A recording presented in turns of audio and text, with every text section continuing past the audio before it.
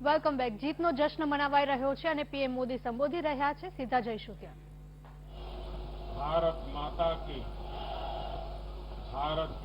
की आज उत्साह का दिन है, उत्सव का दिन है। ये उत्सव भारत के लोकतंत्र के लिए है। मैं इन चुनावों में हिस्सा लेने वाले सभी मतदाताओं को बहुत बहुत बधाई देता हूं।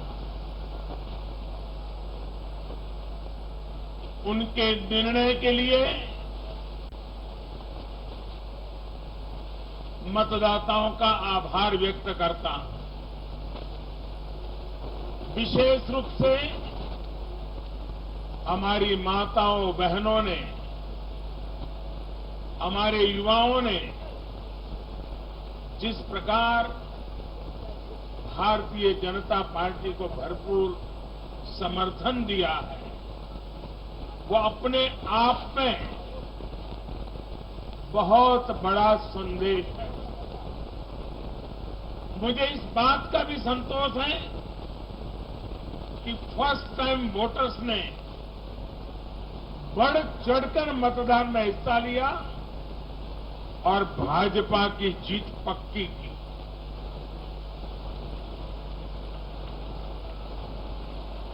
चुनाव के दौरान भाजपा के कार्यकर्ताओं ने मुझसे वादा किया था कि इस बार होली 10 मार्च से ही शुरू हो जाएगी। हमारे कर्मठ कार्यकर्ताओं ने ये विजय ध्वज फहरा करके इस वायदे को पूरा करके दिखाया है।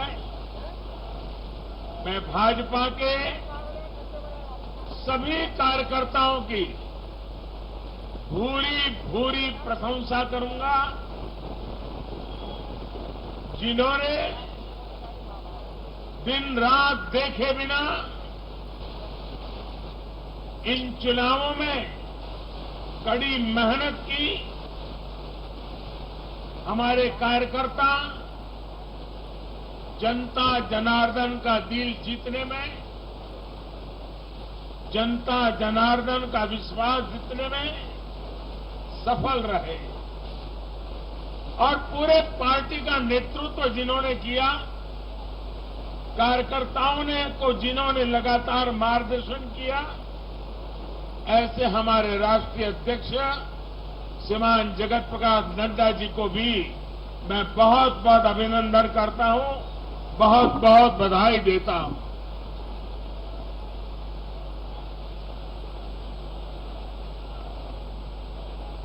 पार्टी के हर छोटे मोटे सभी कार्यकर्ताओं ने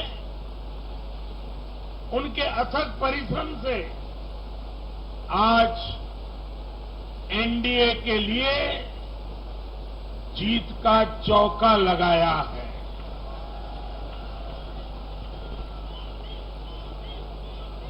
साथियों, उत्तर प्रदेश ने देश को अनेक प्रधानमंत्री दिए, लेकिन 5 साल का कार्यकाल पूरा करने वाले किसी मुख्यमंत्री के दोबारा चुने जाने का यह पहला उदाहरण है।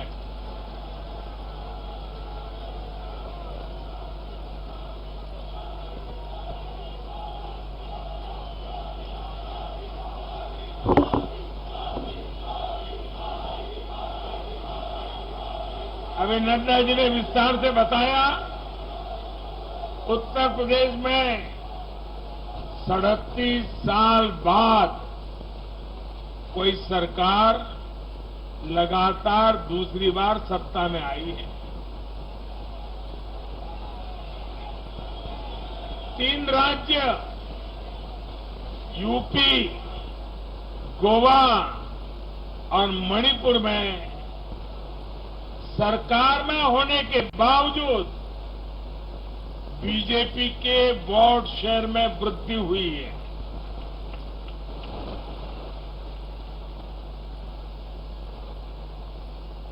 गोवा में सारे एग्जिट पोल गलत निकल गए और वहां की जनता ने तीसरी बार सेवा करने का मौका दिया। 10 साल तक सत्ता में रहने के बाद भी राज्य में बीजेपी की सीटों की संख्या बढ़ी है। उत्तराखंड में भी भाजपा ने नया इतिहास रचा है। राज्य में पहली बार कोई पार्टी लगातार दूसरी बार सत्ता में आई है। यानी सीमा से सटा एक पहाड़ी राज्य, एक समुद्र तटीय राज्य और एक मां गंगा का विशेष आशीर्वाद प्राप्त एक राज्य और पूर्वोत्तर सीमा पर एक राज्य, भारत को चारों दिशाओं से आशीर्वाद मिला है।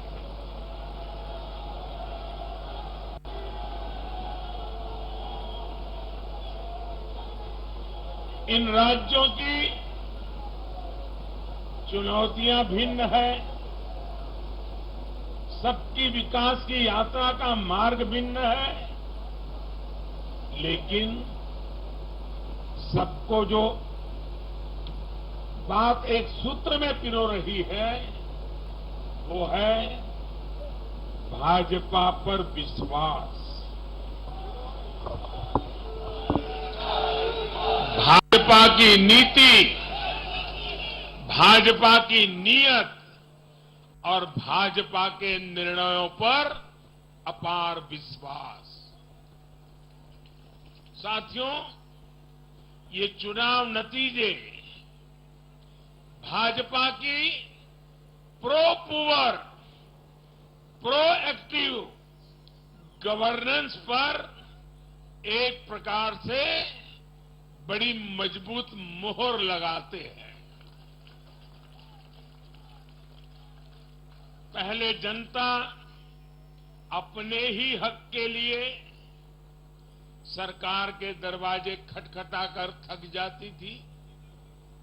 बिजली, पानी, गैस, टेलीफोन, बहुत बुनियादी सुविधाओं के लिए, सामान्य जरूरतों के लिए सरकारी दफ्तरों के चक्कर काटने पड़ते थे, पैसे देने पड़ते थे। कुछ साधन संपन्न लोगों तक सुविधा पहुंचने के रास्ते अलग थे, पहुंच जाती थी। देश में गरीबों के नाम पर घोषणाएं बहुत हुई, योजनाएं भी बहुत बनी, लेकिन उस योजनाओं का जो हकदार था, जिस गरीब का उस पर हक था, उसके लिए ये हक उसको मिले बिना परेशानी को मिले, उसके लिए गुड गवर्नेंस, डिलीवरी, इसका बड़ा महत्व होता है। लेकिन भाजपा इस बात को समझती है और मैं लंबे अरसे तक मुख्यमंत्री के नाते काम करके आया हूं, इसलिए मुझे पता है कि आखिरी इंसान की सुविधा के लिए कितनी मेहनत करनी चाहिए। बीते वर्षों में हमने गवर्नेंस डिलीवरी सिस्टम तो बेहतर किया ही, साथ साथ पूरी प्रक्रिया में पारदर्शिता भी लाए हैं। भाजपा गरीब को भरोसा देती है कि प्रत्येक गरीब तक सरकार ने निर्णय की हुई सुविधाएं जरूर पहुंचेगी। और मैं गरीब के घर तक उसका हक पहुंचाए बिना चैन से बैठने वाला इंसान नहीं।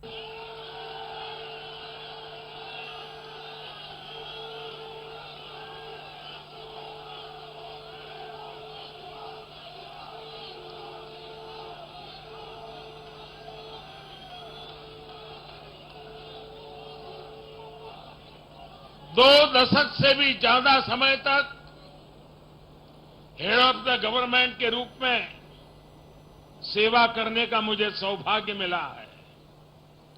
सरकार में कितनी दिक्कतें होती हैं, गवर्नेंस में कितनी दिक्कतें होती हैं, इसको भली भांति जानता हूं। उसके बावजूद भी मैंने एक ऐसी हिम्मत की है, शायद कोई न कर पाए।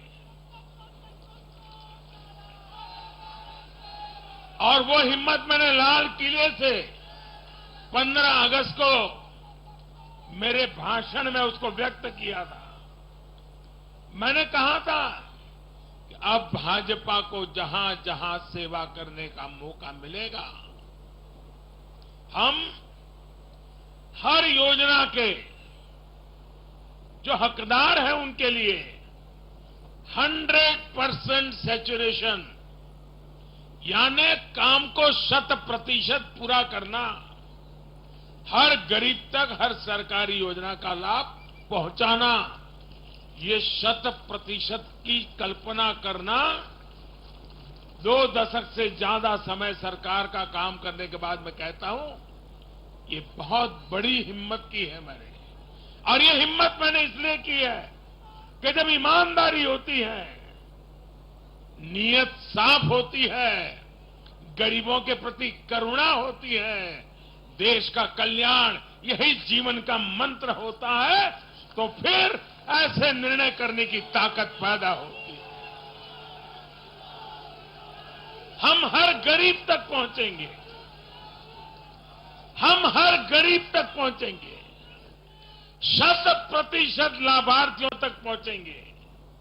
भाई और बहनों, आज मैं देश की महिलाओं, हमारी बहन बेटियों को विशेष रूप से नमन करता हूं। चुनाव के नतीजों में मेरी इन माताओं, बहनों का, बेटियों का बहुत बड़ा योगदान है। ये हमारा सौभाग्य है कि भाजपा को बहनों, बेटियों, माताओं ने इतना स्नेह दिया है, इतना आशीर्वाद मिला है। जहां जहां महिला मतदाताओं ने पुरुषों के मुकाबले ज्यादा वोट किया है, वहां बीजेपी को बम्पर जीत मिली है।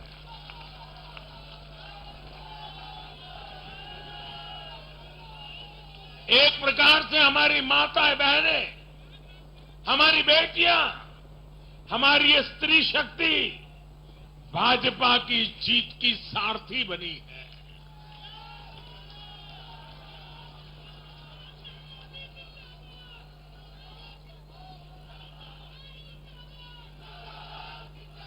मैं जब गुजरात में था तो कभी कभी कुछ ऐसी घटनाएं हो जाती थी कि लोग चिंता करते थे, मोदी जी आपकी सुरक्षा का क्या, आप चिंता क्यों नहीं करते, अपने आप को क्यों संभालते नहीं हैं। तो मैं एक ही जवाब देता था कि कोटि कोटि माताओं का, स्त्री शक्ति का मुझे सुरक्षा कवच मिला हुआ है।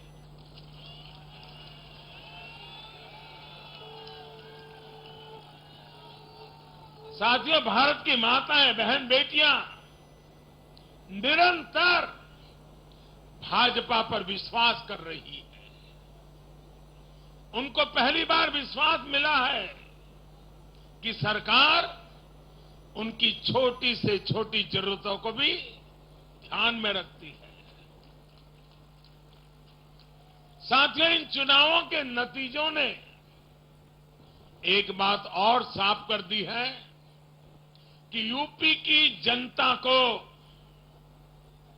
और मैं सभी ज्ञानियों को कहता हूं कि देश की भलाई के लिए अब पुरानी घिसी पिटी रिकॉर्ड छोड़ के जरा नए सिरे से सोचना शुरू कीजिए।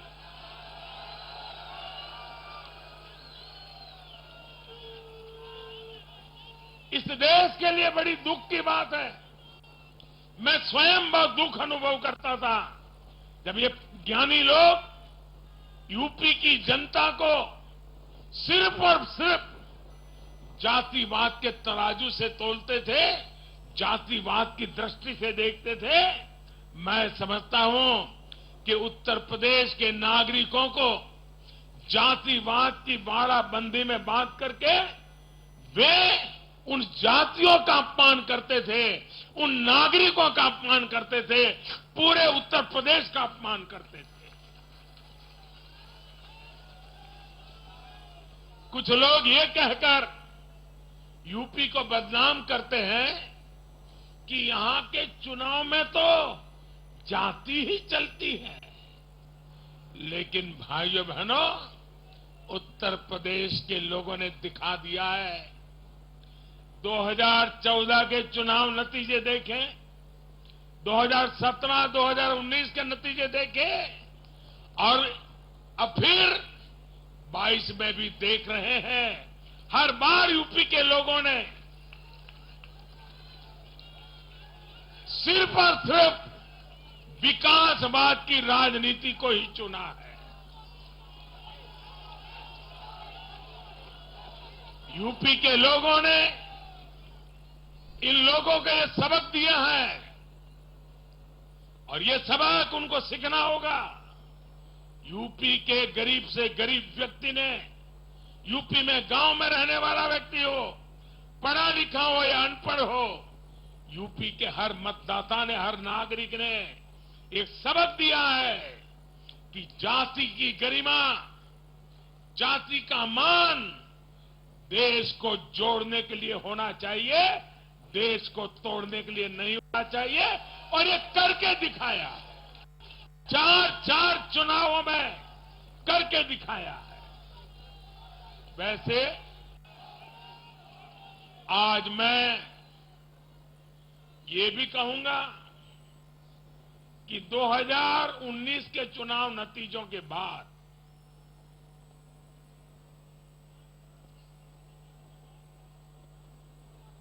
कुछ पॉलिटिकल ज्ञानियों ने कहा था 2019 में जब लोकसभा में हम दोबारा जीत करके आए तो इस ज्ञानियों ने कहा था कि भाई 2019 के जीत में क्या है, ये तो 2017 में ही तय हो गई थी, क्योंकि 2017 में यूपी का रिजल्ट आया था। मैं मानता हूं इस बार भी ये ज्ञानी जरूर कहने की हिम्मत करेंगे कि 2022 के नतीजों ने 2024 के नतीजे तय कर दिए हैं।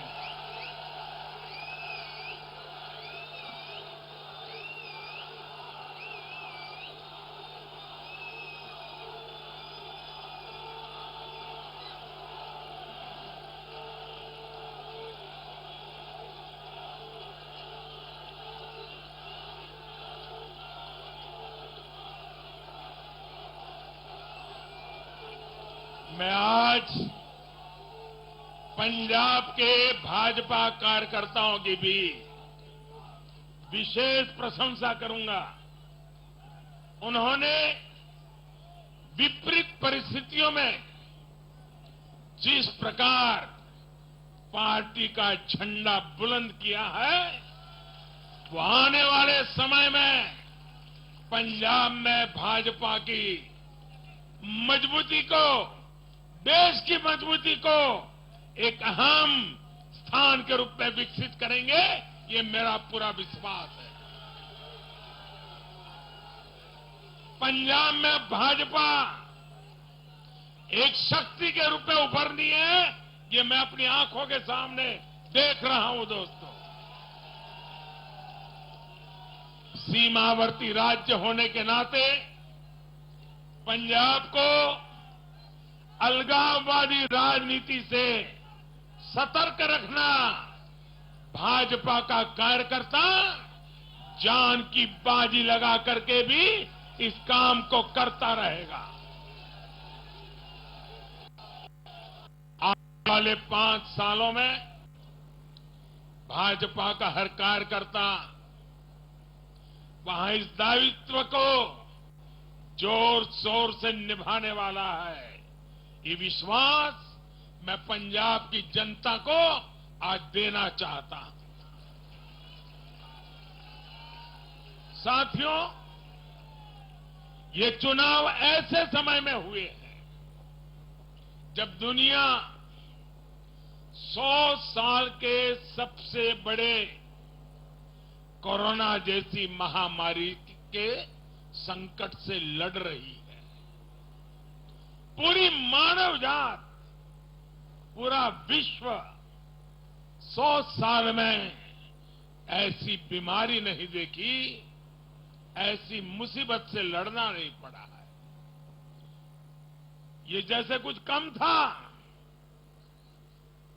तो युद्ध ने भी विश्व की चिंताएं बढ़ाई है। इन परिस्थितियों में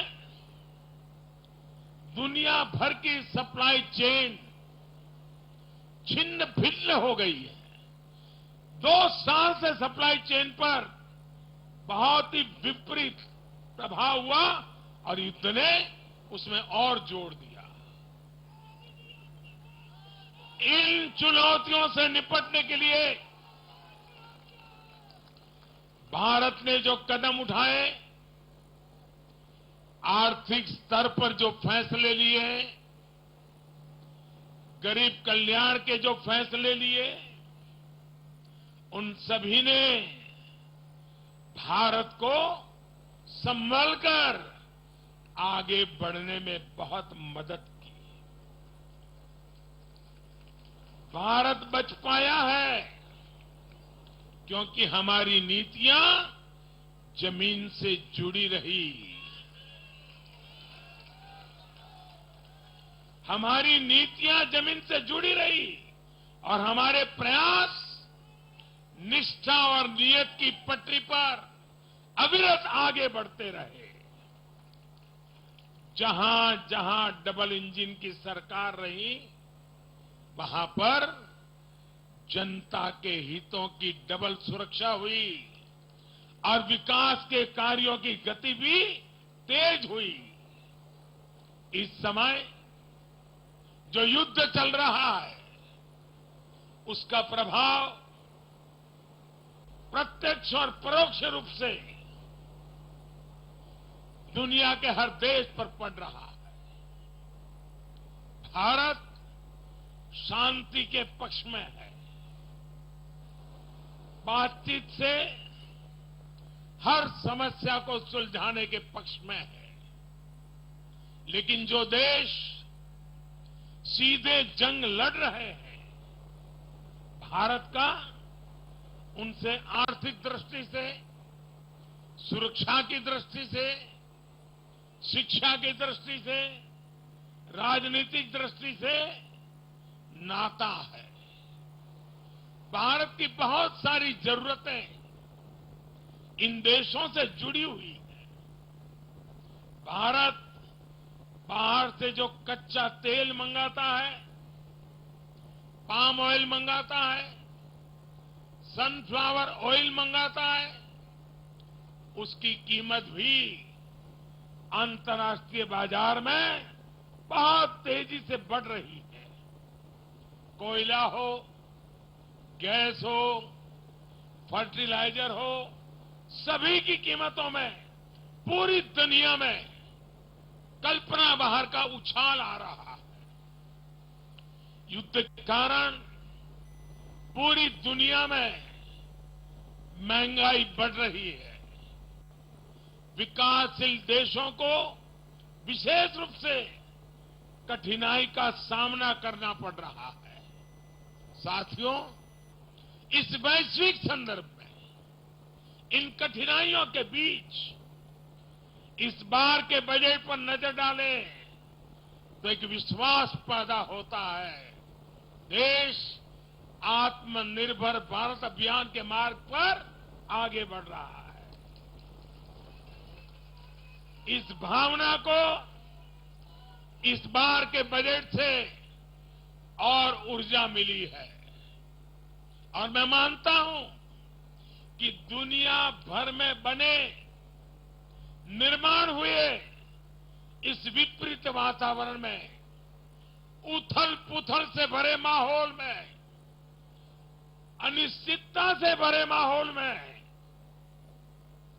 भारत की जनता ने विशेष करके उत्तर प्रदेश जैसे राज्यों ने अपनी दूरदृष्टि का परिचय दिया है। भारत के मतदाताओं ने जिस तरह इन चुनावों में स्थिर सरकारों के लिए वोट दिया, वो इस बात का प्रतिबिंब है कि लोकतंत्र भारतीयों की रगों में है।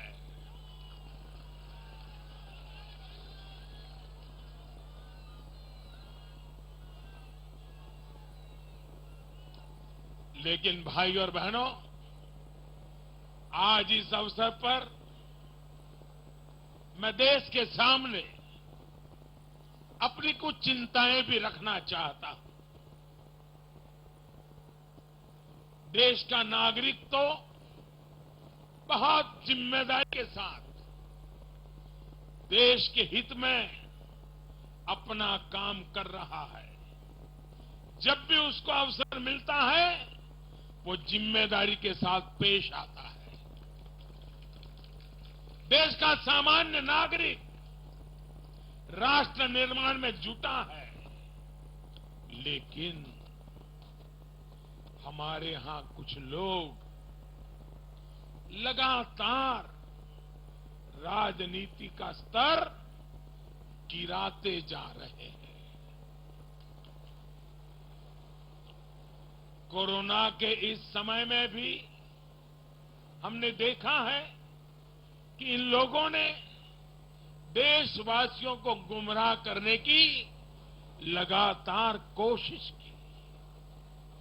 वैक्सीनेशन के हमारे प्रयासों की दुनिया प्रशंसा कर रही है, लेकिन इस पवित्र कार्य पर, मानवता के कार्य पर, सेवा के कार्य पर, भारत की वैक्सीन पर भी सवाल उठाए गए। दुर्भाग्य की बात है, जब यूक्रेन में हजारों भारतीय विद्यार्थी, हमारे छात्र, हमारे नागरिक फंसे हुए थे, तब भी देश का मनोबल तोड़ने की बातें हो रही थी। जो वहां फंसे थे उनके परिवारों की चिंता बढ़ाने का काम हो रहा था। ये लोग उन बच्चों में असुरक्षा की भावना बढ़ा रहे थे, यहां उनके परिवार वालों की चिंता बढ़ा रहे थे। इतना ही नहीं, इन लोगों ने ऑपरेशन गंगा को भी प्रदेशवाद की बेड़ियों में बांधने की कोशिश की।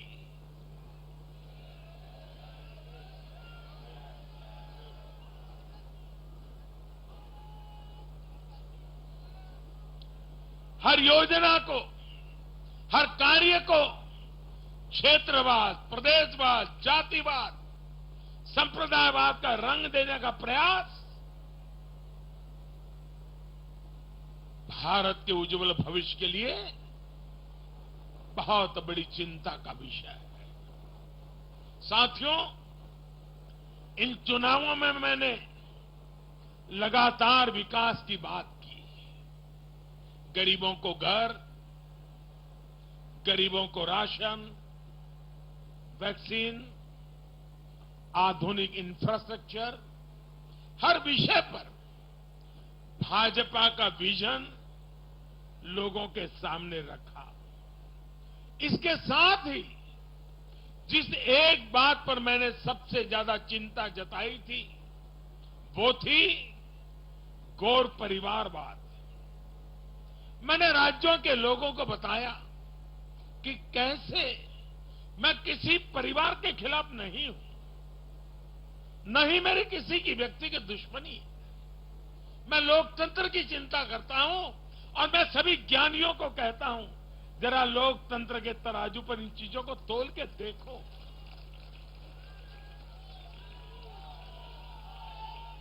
और मैंने लोगों को बताया कैसे परिवारवादी राजनीति ने उनके राज्य का कितना नुकसान किया है, राज्य को पीछे ले जा रहा है। और मुझे खुशी है कि मतदाताओं ने इस बात को समझते हुए भी इस चुनाव में अपना वोट दिया है, लोकतंत्र की ताकत को मजबूत किया है। साथियों, ये लगातार बहस बहुत जरूरी है। भारत जैसे लोकतंत्र में और देश को जिस ऊंचाई पर ले जाना है उसको ध्यान में रखते हुए जिन मुद्दों को मैं उठा रहा हूं उसको निरपेक्ष भाव से बहस होना जरूरी है। भारत में परिवारवादी राजनीति का, ये मेरे शब्द लिख करके रखिए दोस्तों, एक न एक दिन ऐसा आएगा जब भारत में परिवारवादी राजनीति का सूर्यास्त ये देश के नागरिक करके रहेंगे।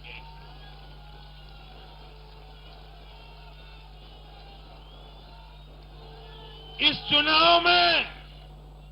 चुनाव में देश के मतदाताओं ने अपनी सूझबूझ का परिचय दिखाते हुए ये क्या होने वाला है इसका इशारा कर दिया है। साथियों, आज एक और विषय में देश के लोगों के सामने रखना चाहता हूं। ये विषय है भ्रष्टाचार के खिलाफ कार्रवाई को रोकने की साजिश। आप मुझे बताइए साथियों, क्या भ्रष्टाचार के खिलाफ कार्रवाई होनी चाहिए कि नहीं होनी चाहिए? भ्रष्टाचार करने वालों पर कड़ी कार्रवाई होनी चाहिए कि नहीं होनी चाहिए? ये भ्रष्टाचार रूपी दिमाग देश में से नष्ट होनी चाहिए कि नहीं होनी चाहिए? साथियों, हमारे देश में भ्रष्टाचार के खिलाफ लोगों में, भ्रष्टाचारियों के खिलाफ, ऐसे लोगों के प्रति एक भयंकर नफरत का भाव रहता है। देश की गाढ़ी कमाई को लूटकर अपनी तिजोरी भरने की ये प्रवृत्ति कुछ लोगों की पहचान के साथ जुड़ गई है। भारतीय जनता पार्टी 2014 में एक ईमानदार सरकार का वायदा करके चुनाव जीती थी और हमारी ईमानदारी को देखकर 2019 में जनता ने हमें और ज्यादा आशीर्वाद दिया।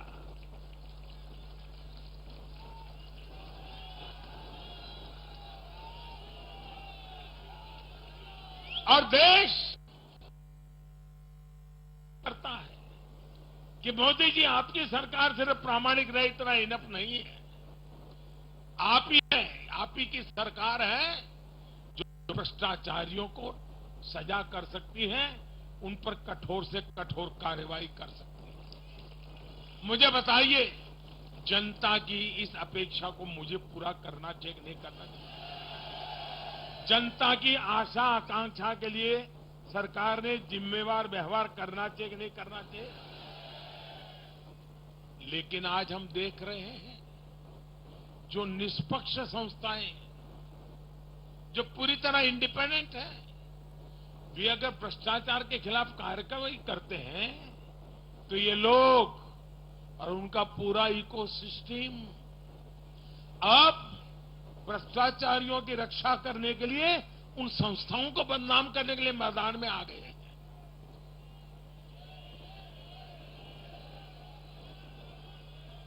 ये देश का कितना बड़ा दुर्भाग्य है कि घोटालों से घिरे लोग एकजुट होकर अब अपनी इकोसिस्टम की मदद से इन संस्थाओं पर ही दबाव बनाने लगे हैं। जांच एजेंसियों को रोकने के लिए ये लोग अपने इकोसिस्टम के साथ मिलकर नए नए तरीके खोजते हैं। इन लोगों को देश की न्यायपालिका पर भी भरोसा नहीं है। पहले हजारों करोड़ रुपए का भ्रष्टाचार करो, फिर जांच भी नहीं होने दो, और जांच करे तो उस पर दबाव बनाओ। ये इन लोगों की प्रवृत्ति है। और देश के लोगों को एक और बात पर मैं ध्यान देना के लिए आकर्षित करना चाहता हूं। ये लोग किसी भ्रष्टाचारी पर कार्रवाई होते ही उसे धर्म का रंग देते हैं, प्रदेश का रंग दे देते हैं, जाति का रंग देने लगते हैं। ये नए तौर तरीके शुरू हुए हैं।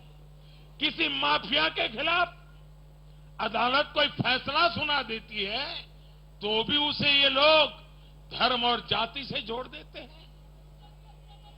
ऐसे में भारत के मैं सभी संप्रदायों से आग्रह करता हूं, मैं सभी जाति पे गर्व करने वाले ईमानदार लोगों से आग्रह करना चाहता हूं, उन सबको सोचना होगा कि ऐसे भ्रष्टाचारियों, ऐसे माफियाओं को अपने समाज से, अपने संप्रदाय से, अपनी जाति से दूर करने की हिम्मत करें। इससे समाज भी मजबूत होगा, संप्रदाय भी मजबूत होगा और हर व्यक्ति का भला होगा। और यूपी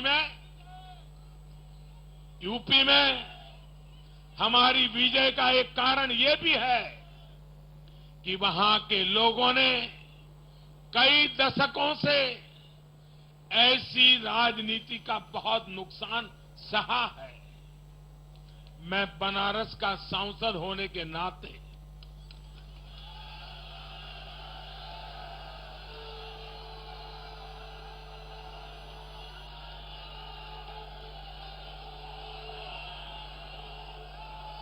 यूपी के लोगों के प्यार और आशीर्वाद ने मुझे भी यूपी वाला बना दिया।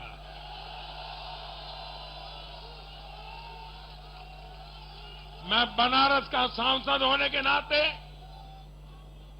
मेरे अनुभव से कह सकता हूं, यूपी के लोग ये बात समझ चुके हैं कि जाति को बदनाम करने वालों से, संप्रदाय को बदनाम करने वालों से अब दूर रहना है और राज्य के विकास को ही सर्वोच्च प्राथमिकता देनी है। साथियों, आजादी के 75वें वर्ष को देखते हुए भी इन चुनाव परिणामों का बहुत महत्व है। भारत आजादी के अमृत काल में प्रवेश कर रहा है। ये चुनाव परिणाम आने वाले 25 वर्षों के हमारे राष्ट्रीय संकल्पों के प्रति देश के मिजाज को, देश के मूड को प्रतिबिंबित करते हैं। यहां से हम दो पटरियों पर एक साथ तेजी से काम करने वाले हैं। एक तरफ गांव, गरीब, छोटे किसान, लघु उद्यमी, उनके कल्याण पर हमारा जोर है। वहीं दूसरी तरफ देश के संसाधनों, देश की युवा शक्ति को नए अवसर देकर हम आत्मनिर्भरता के मिशन को तेज करना चाहते हैं। भारत का युवा आज अपने हुनर से, अपनी बुद्धि के बल से और अपनी क्षमता के उपयोग से दुनिया को समाधान दे रहा है। दुनिया का सबसे बड़ा और सबसे तेज टीकाकरण अभियान आज के भारत के सामर्थ्य का बड़ा उदाहरण है। आज भारत डिजिटल पेमेंट सिस्टम में आत्मनिर्भर हो रहा है। स्टार्टअप के क्षेत्र में अपना सामर्थ्य बढ़ा रहा है और तकनीक के क्षेत्र में नई नई उपलब्धियां प्राप्त कर रहा है। और यह सब हो रहा है उसकी युवा शक्ति के कारण। भारत में शिक्षा का स्तर उच्च कोटि का हो, जो देश और दुनिया की जरूरतों को पूरा करने वाली वर्कफोर्स तैयार कर सके, यह हमारा संकल्प है। आज एक ऐसे नए भारत का निर्माण हो रहा है जहां आपकी पहचान आप से होती है।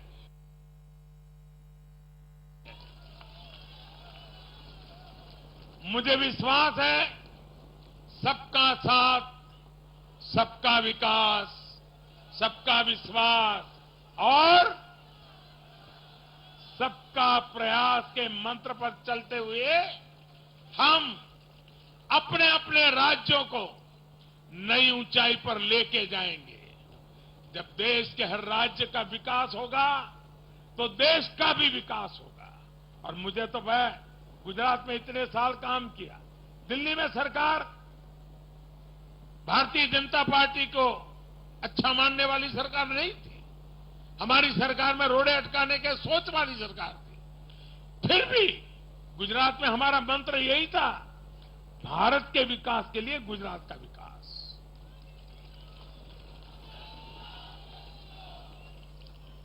साथियों, हमें जुट जाना है, एक पल भी गंवाना नहीं है। चुनौतियां कितनी ही कठिन क्यों न हो, लेकिन जीतने का संकल्प उससे भी बड़ा होता है।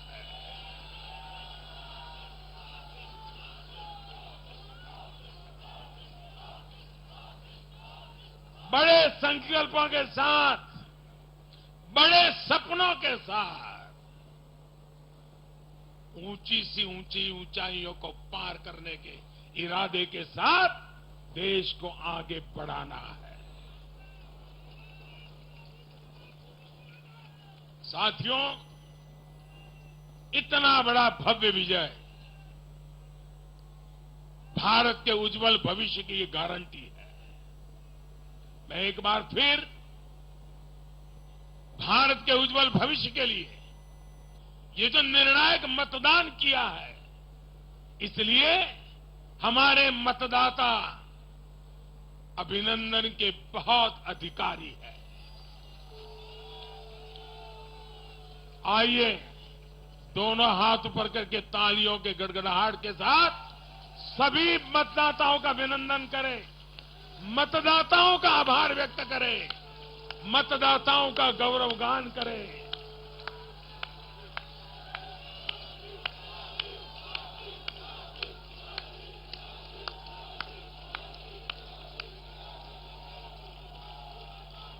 भारत माता की, भारत माता की, भारत माता की। बहुत बहुत धन्यवाद।